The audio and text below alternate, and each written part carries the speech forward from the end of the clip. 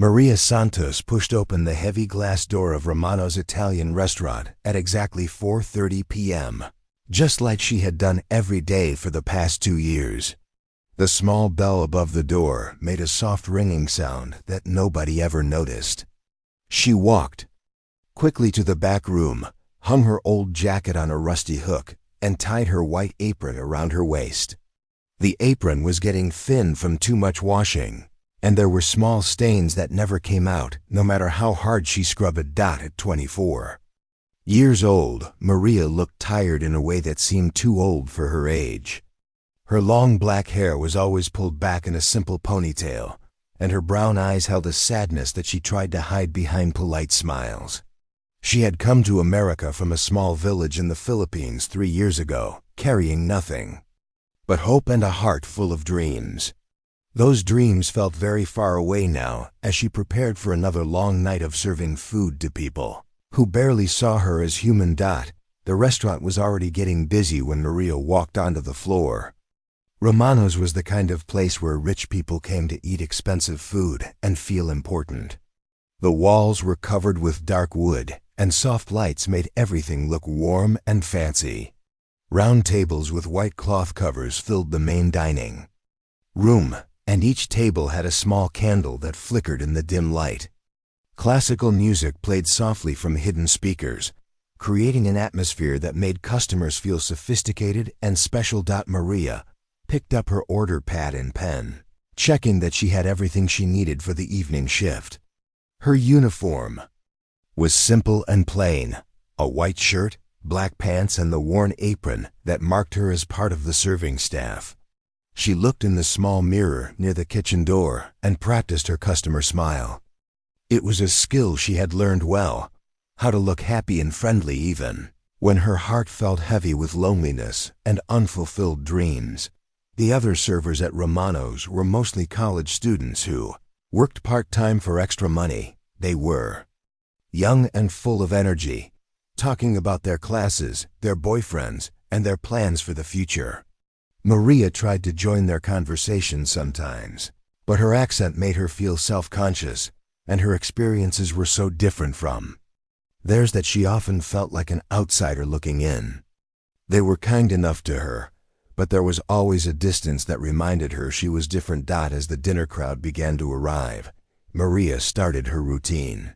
She would approach each table with her practiced smile, take drink orders, explain the menu to customers who asked questions, and then disappear back to the kitchen to place orders with the cooks. The work was not difficult, but it was tiring in a way that went beyond physical exhaustion.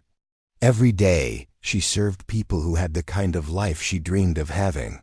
People with good jobs, nice clothes, and the confidence that came from knowing they belonged in places like Romano's.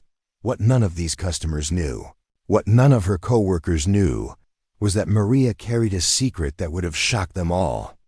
Back in her village in the Philippines, she had been known as the most talented musician for miles around. Her grandmother had taught her to play piano when she was just 6 years old, starting with simple songs and gradually moving to more complex pieces. By the time she was 12, Maria was playing for Sunday services at the local Catholic church, her fingers dancing across the old piano keys with a skill that amazed everyone who heard her. Her talent had been legendary in her small community. People would come from neighboring villages just to hear her play during special celebrations and religious festivals. She could play classical pieces by memory, create beautiful arrangements of popular songs, and even compose her own melodies that brought tears to people's eyes. Music was not just something she did. It was part of who she was, as natural as breathing or walking. But in America, that part of her identity had been forced into hiding. Who would believe that a simple waitress from the Philippines could play piano like a professional musician? Her accent, her job, her simple clothes all worked together to create an image that had nothing to do with musical talent or artistic ability. So she kept her gift locked away in her heart, like a beautiful bird trapped in a cage, singing only in her dreams. Sometimes, late at night in her small apartment, Maria would close her eyes and imagine her fingers moving across piano keys. She would hear entire symphonies in her head, feeling the music flow through her body like electricity. Her hands would move in the air as if she were actually playing, muscle memory keeping her skills alive even though she had not touched a real piano in over 2 years. These moments were both wonderful and heartbreaking. Wonderful because the music was still alive inside her. Heartbreaking because she had no way to share it with the world. The closest she came to music at Romano's was listening to the background classical pieces that played throughout the restaurant. She recognized every composition, knew every movement, and could predict every note before it played. Sometimes she would catch herself humming along very quietly while she worked, but she always stopped quickly, afraid that someone might notice, and ask questions she was not ready to answer. Tonight felt different somehow, though Maria could not put her finger on exactly why. There was an energy in the air, a tension that made her feel nervous and excited at the same time. Mr. Romano, the restaurant owner, had mentioned that they would have live entertainment this evening, a professional pianist who would play during dinner service. The news had filled Maria with mixed emotions. She was excited to hear live music again, but also worried that it might make her miss her own playing even more. As she continued her work, moving between tables and taking orders, Maria tried to push thoughts of music out of her mind. She had learned that it was easier to get through each day if she did not think too much about the dreams she had left behind. But tonight, with the promise of live piano music filling the restaurant, those dreams felt closer to the surface than they had in months. She did not know that this evening would change everything. She had no idea that before the night was over, the invisible waitress would become the center of attention, and her hidden talent would finally have a chance to shine. All she knew was that something felt different, and deep in her heart, the caged bird of her musical soul was beginning to stir, ready to sing once again. The professional pianist arrived at Romano's at exactly 6 p.m., making a grand entrance that demanded everyone's attention. His name was Vincent Blackwell, and he wanted to make sure every person in the restaurant knew how important he was. He wore an expensive black suit that probably cost more than Maria made in 3 months, and his hair was perfectly styled with so much gel that it looked like plastic. He carried himself like a king entering his palace, looking down at everyone around him as if they were not worth his time. Vincent immediately started complaining about everything. The piano bench was too low, then too high. The lighting was wrong for his performance. The piano itself was not good enough for someone of his caliber. He spoke loudly so that all the customers could hear him, using big words and fancy terms that were meant to impress people. Maria watched him from across the room, refilling water glasses and trying to stay invisible, but she could see right through his act. As someone who had been playing piano since childhood, Maria could tell that Vincent was not as talented as he pretended to be. When he started his warm-up exercises, she noticed that his finger technique was sloppy and his timing was off. He played simple pieces but added unnecessary flourishes to make them sound more complicated than they actually were. It was like watching someone wear a costume and pretend to be something they were not. The evening crowd at Romano's was particularly difficult that night. At table 7, near the window, sat a group of young business people who had been drinking wine for over an hour. They were celebrating some kind of deal they had made, and the alcohol was making them loud and mean. The group consisted of 3 men in expensive suits and 2 women dressed in designer clothes that probably cost more than most people's rent. One of the women, a blonde with sharp features and cold blue eyes, seemed to be the leader of the group. Her name was Jessica, and she had the kind of voice that cut through conversations like a knife. She wore jewelry that sparkled under the restaurant lights, and her makeup was perfect. But there was something ugly about the way she treated people she considered beneath her. She snapped her fingers at servers, complained about everything, and made loud comments about other customers in the restaurant. Maria had served this table before, and she knew they would be trouble. Rich people like this often came to Romano's to show off their money and make themselves feel important by treating the staff badly. She approached their table with her usual polite smile, hoping to get through their order quickly and move on to other customers who might treat her with basic human respect. "Good evening," Maria said softly, her slight accent making the words sound musical despite the tension in her voice. "Can I get you started with appetizers tonight?" The group looked up at her with the kind of expression people make when they see something unpleasant. Jessica, the blonde woman, rolled her eyes dramatically and turned to her friends. "Oh great, we got the foreign one again," she said loudly, not caring that Maria could hear every word. "I can barely understand what she's saying half the time." The men at the table laughed, encouraging Jessica to continue her cruel performance. One of them, a man with a red face from too much wine, started imitating Maria's accent in an exaggerated way that made her cheeks burn with embarrassment. "Good evening," he said in a fake high-pitched voice. "Can I get you started with appetizers tonight?" The whole table burst into laughter as if this was the funniest thing they had ever heard. Maria stood there quietly, her hands shaking slightly as she held her order pad. She had experienced this kind of treatment before, but it never got easier. Every cruel word felt like a small stab to her heart, but she had learned to keep her face calm and professional. She needed this job, and she could not afford to lose her temper, no matter how badly these people treated her. "Perhaps, Jessica continued, her voice getting louder so that other tables could hear, "they should hire people who can actually speak English properly. I mean, how are we supposed to enjoy our expensive meal when we can't even communicate with the help?" She turned back to Maria with a fake smile that was more frightening than her frown. "Sweetie, maybe you should go back to wherever you came from and let the real Americans handle the customer service." The words hit Maria like physical blows. She felt tears starting to form in her eyes, but she blinked them back quickly. She would not give these people the satisfaction of seeing her cry. Other customers at nearby tables looked uncomfortable, but nobody said anything to defend her. The servers who worked with Maria pretended not to notice what was happening, afraid that standing up for her might make them targets from across the room. Vincent the pianist heard the commotion and decided to join in the cruelty. He stopped playing his mediocre background music and called out in a voice loud enough for the whole restaurant to hear. "Hey there, sweetheart," he said to Maria, his tone dripping with fake concern. "Maybe you should stick to cleaning tables and leave the sophisticated conversation to people who understand it." His comment brought more laughter from Jessica's table and uncomfortable silence from the rest of the restaurant.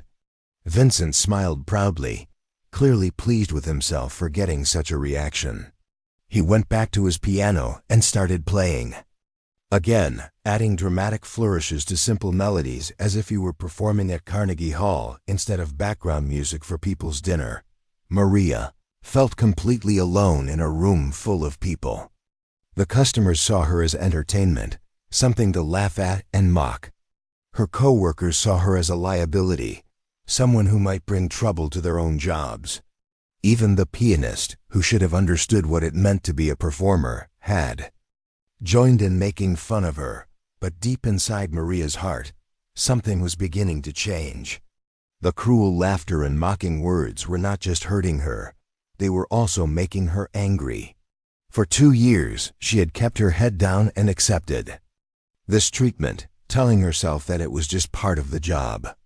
But tonight, listening to Vincent's terrible piano playing and Jessica's cruel comments, she felt something stirring inside her that had been sleeping for too long. The invisible waitress was getting tired of being invisible. The talented musician was getting tired of pretending she did not exist. And somewhere in the deepest part of her soul, Maria was beginning to realize that she had had enough of letting other people decide what she was worth. Maria stood frozen near table 7, her hands still shaking from the cruel laughter that had just filled the restaurant. The sound of Vincent's mediocre piano playing mixed with Jessica's harsh voice created a symphony of humiliation that made her feel smaller than she had ever felt before. But something strange was happening inside her chest. The hurt and embarrassment were still there, but they were being joined by something else, something that felt like fire. For 2 long years, Maria had swallowed every insult, ignored every cruel comment, and smiled through every moment of disrespect. She had told herself that this was just the price of building a new life in America. She had convinced herself that keeping quiet and staying invisible was the smart thing to do. But tonight, as she listened to Vincent butcher a beautiful Chopin piece that she could play perfectly in her sleep, something inside her snapped like a rubber band stretched too far. The breaking point came when Jessica stood up from her chair, swaying slightly from all the wine she had consumed.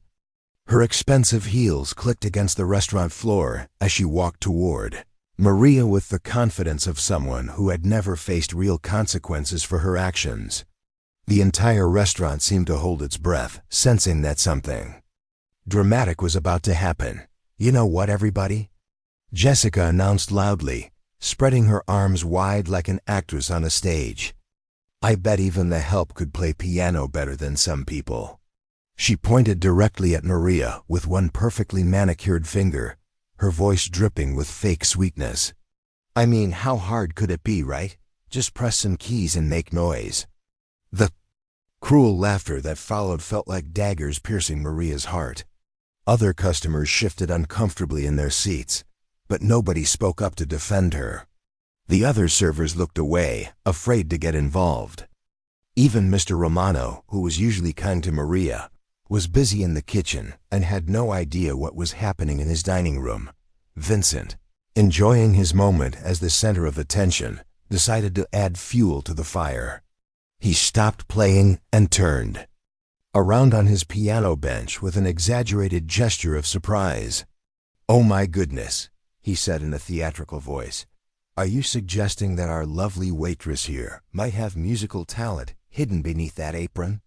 His tone made it clear that he thought this was the most ridiculous idea he had ever heard. "Why don't you go ahead and try, honey?" Jessica continued, her voice getting louder and more vicious. "I'm sure all of us would love to hear what beautiful music you can make. Maybe you can play us a little song from your home country. Something with pots and pans, perhaps." The cruelty in her words was so sharp that several customers gasped. But still nobody intervened. Maria felt the world around her blur as anger and determination mixed together in her chest like a powerful storm. Every cruel word, every mocking laugh, every condescending smile had been building up inside her for months, and now it was all coming together in one moment of perfect clarity. She was tired of being treated like she was worth nothing. She was tired of hiding her gifts. She was tired of letting other people decide who she was allowed to be. Without saying a word, Maria began untying her apron. Her fingers moved slowly and deliberately, as if she were performing a sacred ritual. The thin fabric fell away from her waist and dropped to the floor with a soft whisper that somehow seemed louder than all the cruel laughter that had come before. The simple act of removing her apron felt like taking off a costume she had been forced to wear for too long. Restaurant fell silent as people realized that something unexpected was happening. Maria's transformation was visible even from across the room. She stood straighter, her shoulders pulled back with newfound confidence. Her dark eyes, which had always looked down at the floor, now blazed with determination and purpose. The invisible waitress was becoming visible, and the change was both beautiful and terrifying to watch. Maria began walking toward the piano with slow, measured steps. Each footfall echoed through the quiet restaurant like a drumbeat announcing the arrival of something important. Customers turned in their chairs to watch her approach, their faces showing a mixture of curiosity, confusion, and growing excitement. Even Jessica seemed to sense that her cruel joke was about to backfire in a way she had never imagined. Vincent watched Maria approach with growing nervousness. His earlier confidence was beginning to crack as he realized that the quiet waitress was not going to run away crying as he had expected. There was something in her expression that made him feel uneasy, as if she knew something he did not. He had made his living by intimidating people and making them feel small, but this woman was not intimidated anymore. "Excuse me," Maria said. When she reached the piano, her voice soft but carrying clearly through the silent restaurant. Her slight accent, which Jessica had mocked so cruelly, now sounded musical and beautiful. "I would like to play something, please." The request was so simple, so polite, and so unexpected that it took several seconds for people to react. Vincent's mouth opened and closed like a fish gasping for air. He had not expected this quiet challenge, and he was not sure how to respond. Without losing face in front of his audience, "Listen, sweetheart," Vincent finally managed to say, his voice not quite as confident as it had been moments before. "This is a very expensive instrument, and I'm a professionally trained musician. Why don't you just go back to your tables and let me handle the entertainment?" He tried to sound dismissive, but there was something in Maria's steady gaze that made his words sound hollow and false. Maria did not move away from the piano. Instead, she took another step closer, her dark eyes never leaving Vincent's face. "I understand that you think I cannot play," she said quietly, her voice carrying a strength that surprised everyone in the room, including herself. "But music does not care about my job or my accent or the clothes I wear. Music only cares about the heart and soul of the person who touches the keys." Her words seemed to hang in the air like a challenge. The restaurant was so quiet that people could hear their own heartbeats. Jessica, who had started this whole cruel performance, suddenly looked less confident. Other customers leaned forward in their chairs, sensing that they were about to witness something extraordinary. Vincent found himself caught between his arrogance and a growing fear that he was about to be embarrassed in front of everyone. He could see something in Maria's eyes that he recognized but did not want to admit, the look of a real musician. But he had gone too far to back down now without losing all credibility. "Fine," he said with a forced laugh, standing up from the piano bench with an exaggerated flourish. "If you insist on making a fool of yourself, who am I to stop you? Just don't blame me when you embarrass yourself in front of all these nice people." But as Maria approached the piano bench, Vincent felt a chill run down his spine. The way she moved, the way she looked at the instrument, the way her fingers seemed to already be preparing themselves, everything about her suggested that he had made a terrible mistake. The cruel game that had started as entertainment was about to become something much more serious, and Vincent was beginning to realize that he might not be ready for what was coming next. Maria settled onto the piano bench with the grace of someone who had done this thousands of times before. The worn leather seat felt familiar beneath her, as if it were welcoming an old friend home after a long journey.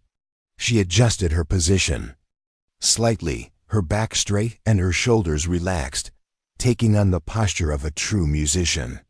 The transformation was so complete that even people who had barely noticed her before could see that something extraordinary was about to happen. Restaurant held its collective breath. Every conversation had stopped completely, and the only sounds were the soft clink of silverware as a few nervous diners set down their forks to watch.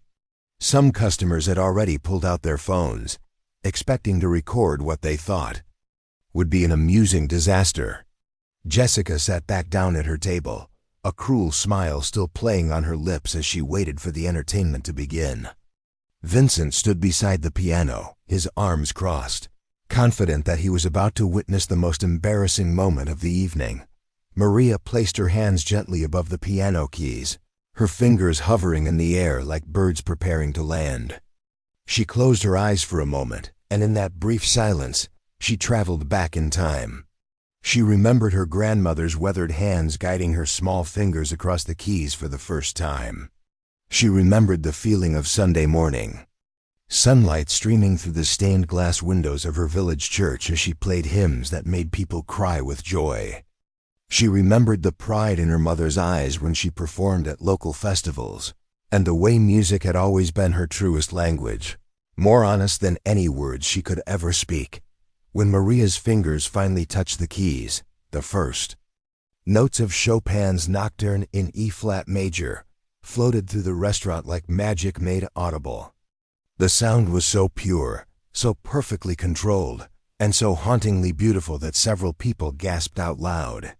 This was not the tentative playing of an amateur or the showy performance of someone trying to impress others. This was the work of a true artist, someone who understood that music was not about showing off, but about touching the deepest parts of the human soul. Her technique was flawless in a way that Vincent could never hope to achieve. Every note was perfectly placed, every phrase carefully shaped, and every dynamic change executed with the precision of a master craftsman. But more than technical skill, there was something magical in the way Maria played, an emotional depth that transformed the familiar piece into something entirely new and deeply personal. She played as if the music were flowing directly from her heart, through her fingers and into the air around them. The cruel laughter that had filled the restaurant just minutes before was now replaced by stunned silence, then by barely audible whispers of amazement. Jessica's smug expression melted away, replaced by a look of complete shock. Her mouth hung open as she realized that the woman she had been mocking was producing some of the most beautiful music she had ever heard. The men at her table sat frozen, their wine glasses forgotten, unable to process what they were witnessing. Vincent's confident posture crumbled like a house of cards in a strong wind. His arms uncrossed and fell to his sides as he listened to playing that was so far superior to his own that it made him feel like a child pretending to be a musician. Every note that Maria played was a reminder of how mediocre his own abilities truly were. The arrogant mask he had worn all evening slipped away, revealing the insecure man underneath who had always known, deep down, that he was not as talented. As he pretended to be Dot as Maria transitioned seamlessly into Claire de Lune, another Debussy masterpiece, the entire restaurant seemed to transform around her. The harsh electric lights appeared to dim, and the ordinary dining room took on the atmosphere of a concert hall. Customers who had come for a simple dinner found themselves transported to a world where only beauty and emotion mattered. Some people began to cry, not from sadness, but from the pure joy of experiencing something truly extraordinary. The kitchen staff, drawn by the incredible music, began emerging from the back of the restaurant. Cooks still wearing their white aprons, dishwashers with wet hands, and even Mr. Romano himself came out to see what was creating such beautiful sounds. They stood along the walls like an audience at a sacred performance, their usual work forgotten as they listened to Maria pour her soul into the music.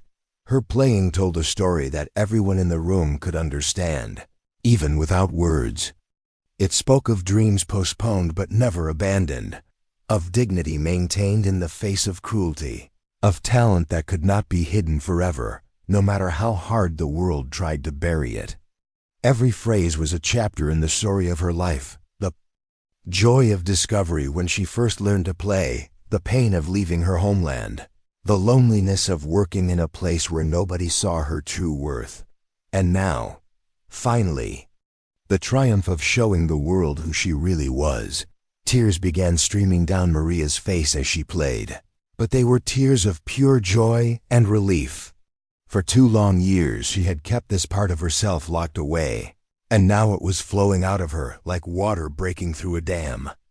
The music poured from her fingers with such power and beauty that it seemed to heal not just her own wounded spirit, but the spirits of everyone who heard it, even the customers who had initially pulled out their phones to record what they expected to be a disaster now lowered their devices, realizing that what they were witnessing was too sacred and beautiful to be reduced to a video clip. This was a moment that demanded to be experienced fully, with complete attention and respect. As Maria reached the climactic sections of the piece, her playing became even more passionate and intense. Her fingers flew across the keys with impossible speed and precision, creating cascades of notes that seemed to sparkle in the air like falling stars. The music built to peaks of incredible power, then gentled into passages of such tender beauty that they seemed to speak directly to each person's heart. The transformation in the room was complete. The same people who had laughed at Maria just minutes before now sat in reverent silence, many with tears in their eyes, all of them realizing that they were in the presence of something truly special. The invisible waitress had become the center of the universe, and her music was the most honest and beautiful thing any of them had heard in years. When Maria played the final note of Clair de Lune, the sound seemed to hang in the air like a perfect pearl suspended in time. Her hands slowly lifted from the keys, and for several heartbeats, the entire restaurant remained frozen in complete silence. It was the kind of silence that follows something so beautiful and unexpected that people need a moment to understand what they have just experienced. The quiet was so deep that Maria could hear her own heartbeat and the soft whisper of her breathing. Then, like a dam breaking, the silence shattered into the most thunderous applause that Romano's restaurant had ever heard. Every single person in the dining room leaped to their feet at the same moment, their hands coming together in rhythm that sounded like thunder rolling across the sky. The sound was so loud and enthusiastic that it seemed to shake the walls of the building. Customers who had barely noticed Maria's existence just an hour before were now cheering for her with tears streaming down their faces. The transformation in the room was nothing short of miraculous. People who had come for a simple dinner were now clapping and cheering as if they had just witnessed the performance of a lifetime at Carnegie Hall.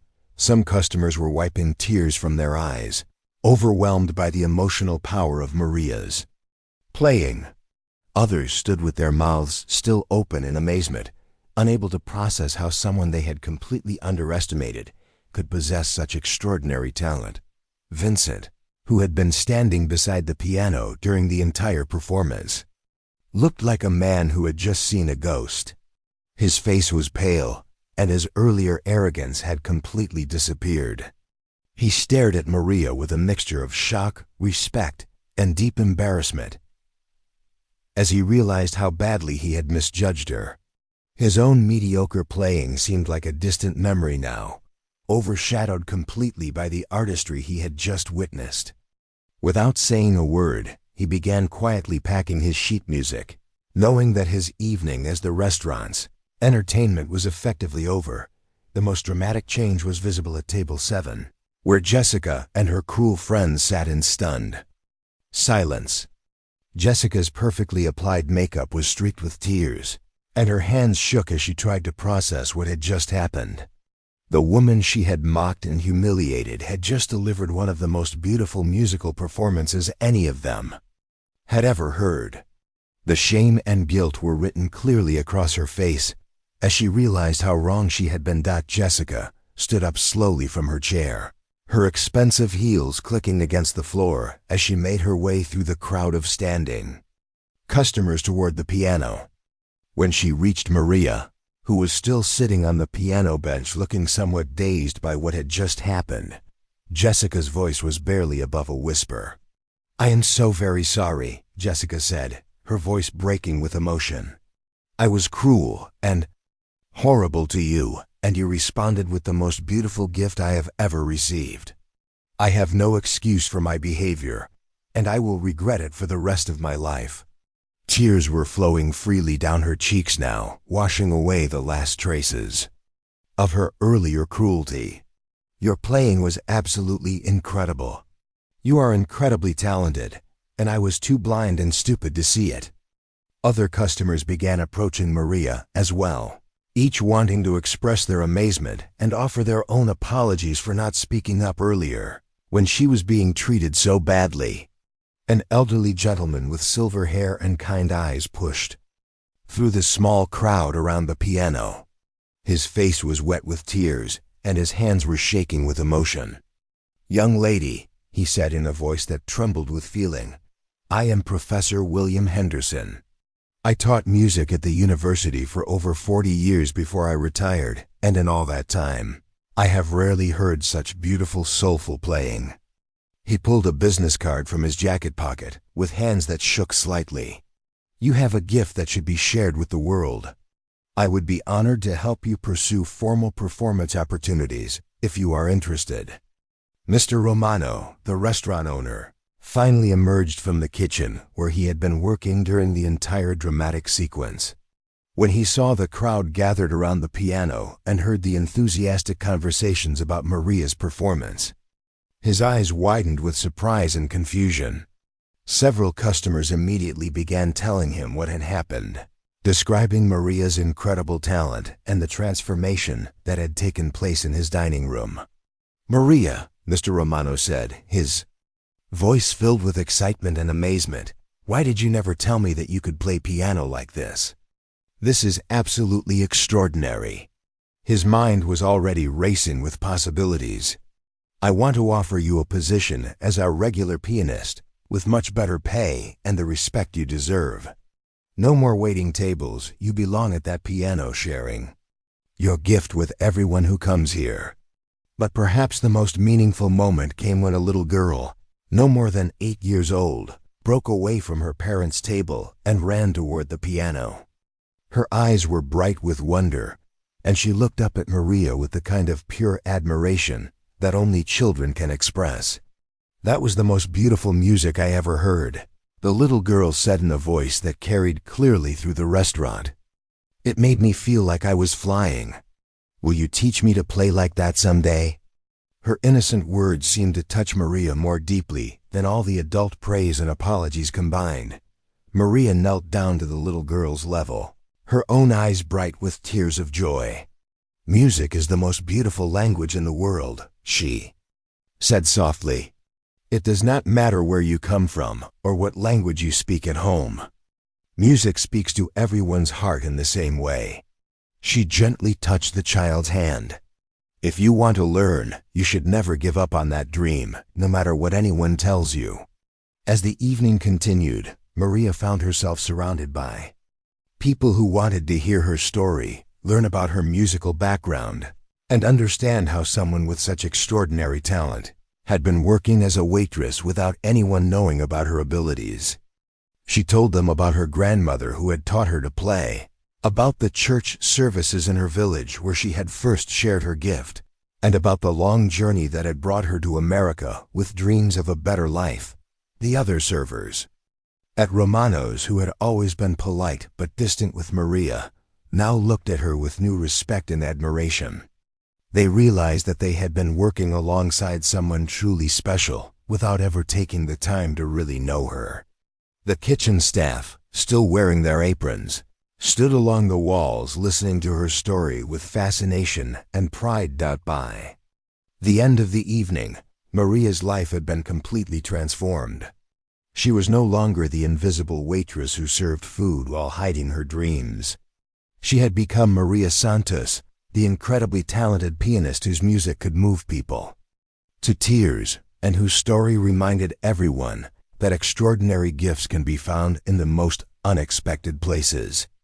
The woman who had started the evening feeling small and worthless now stood tall, surrounded by people who saw her true value and wanted to help her share her gift with the world.